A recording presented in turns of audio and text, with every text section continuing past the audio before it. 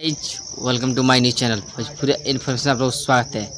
आज हम बात करने पावर स्टार पवन सिंह की आया हुआ है होली गीत, उस गाने के बारे में हम आज डिस्कस करने वाले हैं आप लोगों से। बता दी जिस गाने का नाम है अशोक डलाल का, जो कि पावर स्टार पवन सिंह गाए हैं।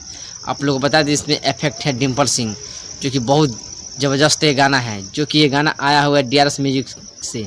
आप लोग बता दिए लिखे हैं सोनू सरगम, जो कि म्यूजिक डायरेक्टर है प्रियांशु सिंह। आप ये गाना सुने खुश अंदाज़ा लगा सकते हैं ये गाना कितना अच्छा है। चलो आप लोग बता दें कि एक और गाना आया हुआ है जो खेसारी भैया का, जिस गाने का नाम है दौरा भल दातर, जो कि सारा गाना हम भोजपुरी से आए हैं। बता दें गाए हैं खेसारी लाल और म्यूजिक डायरेक्टर हैं रोशन सिंह और इफेक्ट में है शिल्पी रगवानी। आप लोग बता दें ये भी गाना बहुत ज़बरदस्त है, जो कि अभी जो इस टाइम में वीडियो बना रहा हूँ उस टाइम अभी ये गाना नंबर ट्रेंड कर रहा है।